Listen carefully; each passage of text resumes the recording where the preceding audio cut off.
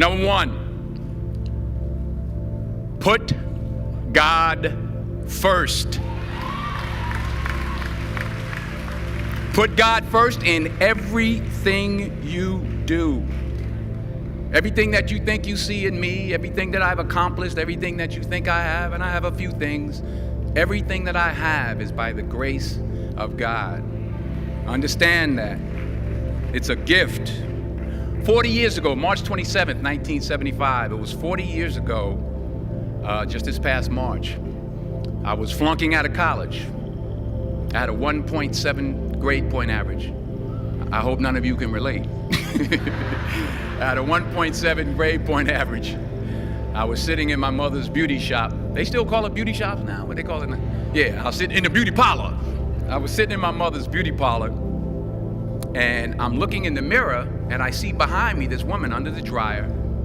And every time she looked up, every time I looked up, she was looking at me, just looking me in the eye. And I didn't know who she was, and I said, she said, somebody give me a pen, give me a pencil, I have a prophecy. March 27, 1975, she said, boy, you are gonna travel the world and speak to millions of people. Now mind you, I flunked out of college. I'm thinking about joining the army. I didn't know what I was gonna do, and she's telling me I'm gonna travel the world and speak to millions of people. Well, I have traveled the world, and I have spoke to millions of people. But that's not the most important thing, the success that I had. The most important thing is that what she taught me and what she told me that day has stayed with me since. I've been protected, I've been directed, I've been corrected. I've kept God in my life, and it's kept me humble. I didn't always stick with him, but he always stuck with me. So stick with him in everything you do. If you think you want to do what you think I've done, then do what I've done and stick with God. Number two, fail big. That's right. Fail big. Today is the beginning of the rest of your life, and it can be very frightening. It's a new world out there. It's a mean world out there, and you only live once. So do what you feel passionate about. Take chances professionally. Don't be afraid to fail. There's an old IQ test, was 9 dots, and you had to draw 5 lines with a pencil within these 9 dots without lifting the pencil. The only way to do it was to go outside the box. So don't be afraid to go outside the box. Don't be afraid to think outside the box. Don't be afraid to fail big, to dream big. But remember, dreams without goals are just dreams, and they ultimately fuel disappointment. So have dreams, but have goals. Life goals, yearly goals, monthly goals, daily goals. I try to give myself a goal every day. Sometimes it's just to not curse somebody out. Simple goals, but have goals. And understand that to achieve these goals, you must apply discipline and consistency. In order to achieve your goals, you must apply discipline, which you have already done, and consistency every day, not just on Tuesday and miss a few days. You have to work at it every day. You have to plan every day. You've heard the saying, we don't plan to fail, we fail to plan. Hard work works. Working really hard is what successful people do. And in this text, tweet, twerk world that you've grown up in, remember, just because you're doing a lot more doesn't mean you're getting a lot more done.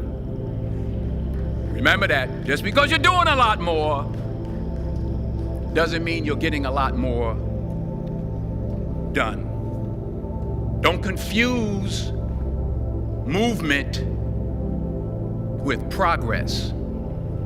My mother told me, she said, yeah, because you can run in place all the time and never get anywhere. So continue to strive, continue to have goals, continue to progress. Number 3, you'll never see a U-Haul behind a hearse. I'll say it again. You'll never see a U-Haul behind a hearse. I don't care how much money you make, you can't take it with you. The Egyptians tried it. They got robbed. That's all they got. You can't take it with you. And it's not how much you have. It's what you do with what you have. We all have different talents. Some of you will be doctors, some lawyers, some scientists, some educators, some nurses, some teachers. Yeah, okay. Some preachers. The most selfish thing you can do in this world is help someone else.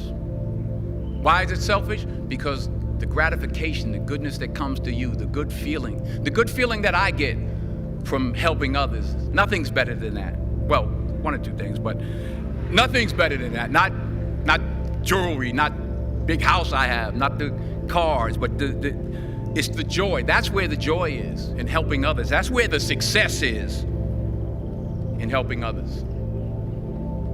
Finally,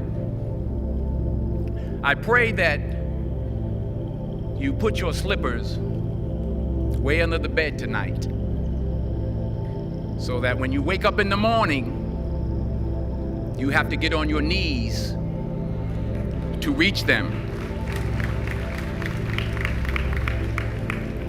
And while you're down there, say thank you for grace. Thank you for mercy. Thank you for understanding. Thank you for wisdom. Thank you for parents. Thank you for love. Thank you for kindness. Thank you for humility. Thank you for peace. Thank you for prosperity. Say thank you in advance for what's already yours. That's how I live my life. That's why I am, one of the reasons why I am today.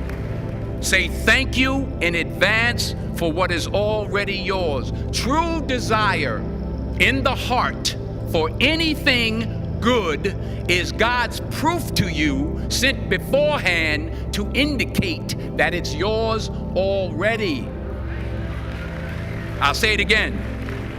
True desire in the heart, that itch that you have, whatever it is you want to do, that thing that you want to do to help others and to grow and to make money, that desire, that itch, that's God's proof to you, sent beforehand already to indicate that it's yours.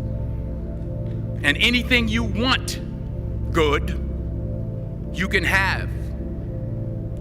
So claim it. Work hard to get it. When you get it, reach back. Pull someone else up. Each one, teach one.